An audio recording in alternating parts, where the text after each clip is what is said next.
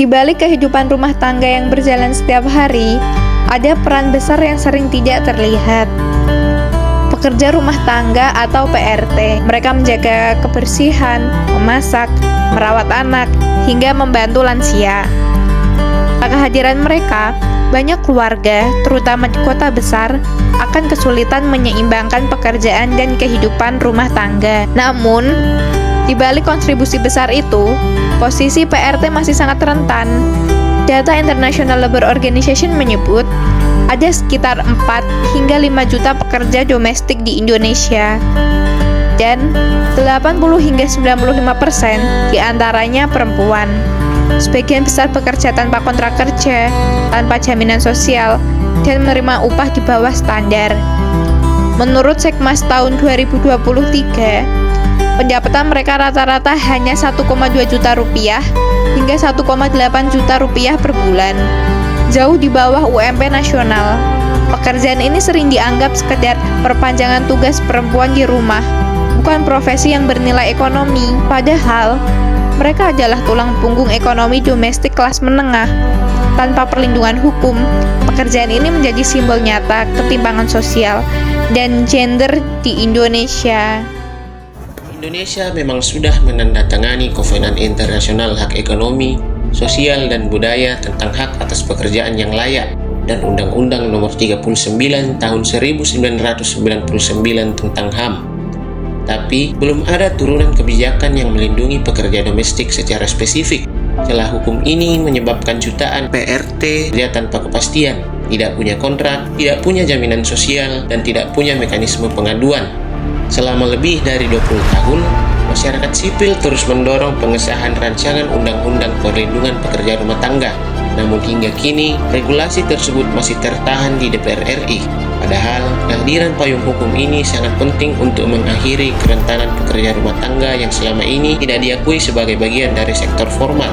Tanpa perlindungan yang jelas, jutaan pekerja rumah tangga tetap menghadapi ketidakpastian hak, minimnya jaminan sosial, dan resiko eksploitasi yang tinggi. Nah, pertanyaannya adalah, mengapa perlindungan terhadap PRT butuh waktu 20 tahun untuk disahkan? Jawabannya ada pada lemahnya komitmen politik.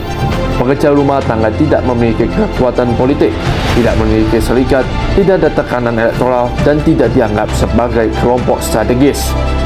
Karena banyak pejabat dan anggota parlemen yang merupakan pembeli kerja PRT itu sendiri, sehingga muncul benturan kepentingan antara pembuat kebijakan dan pembeli pekerja. Isu pekerja domestik pun jarang masuk prioritas pembangunan nasional. Dalam rencana pembangunan jangka menengah nasional, perlindungan PRT hampir tidak disebut, berbeda dengan isu ekonomi digital atau infrastruktur. Akibatnya adalah anggaran dan perhatian publik sangat minim. Padahal menurut Badan Pusat Statistik, ada lebih dari 4 juta PRT di Indonesia. Namun soal mereka tidak pernah benar-benar terdengar dalam kebijakan publik. Perkembangan yang dialami oleh pekerja rumah tangga atau PRT tidak hanya berbasis pada lemahnya komitmen politik, namun bisa juga didukung oleh persoalan gender. Kondisi ini terjadi akibat stigma yang dibangun di ruang publik bahwa pekerja rumah tangga atau PRT ini identik dengan perempuan. Maka pekerjaan ini sering dianggap sebagai tugas alami seorang perempuan, bukan profesi yang layak dihargai. Dalam praktiknya, banyak PRT yang mengalami kekerasan, baik verbal, fisik, psikologis, bahkan seksual. Pada tahun 2022, Komnas Perempuan mencatat ada lebih dari 1.800 kasus kekerasan terhadap PRT. Salah satu yang paling terkenal adalah kasus Intan, seorang PRT asal Nusa Tenggara Timur yang mengalami penyiksaan berat di Batam. Kasus ini menunjukkan bahwa kekerasan terhadap PRT bukan peristiwa tunggal, melainkan masalah sistemik dan struktural. Mengapa begitu? Karena mereka berada di posisi lemah, tanpa kontrak, tanpa akses hukum, dan tanpa perlindungan.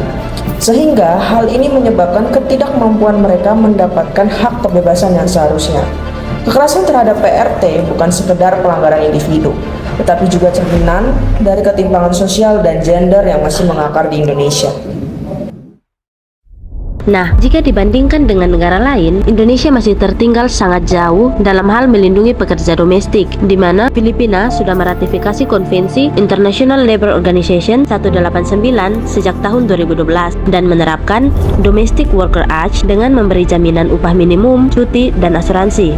Sementara Indonesia baru melangkah dengan Undang-Undang Perlindungan Pekerja Rumah Tangga tahun 2024 dan itu pun belum sepenuhnya diimplementasikan.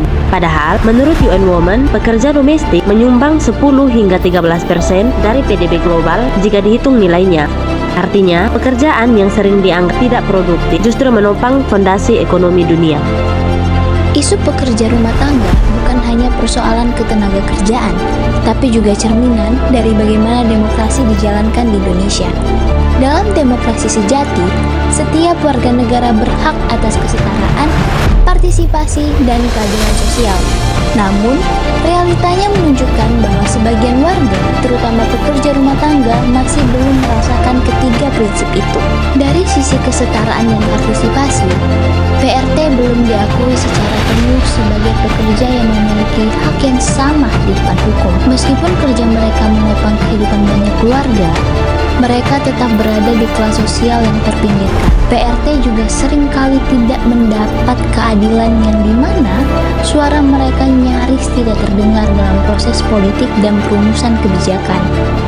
Tidak ada wadah representasi yang kuat untuk memperjuangkan aspirasi mereka di ruang publik.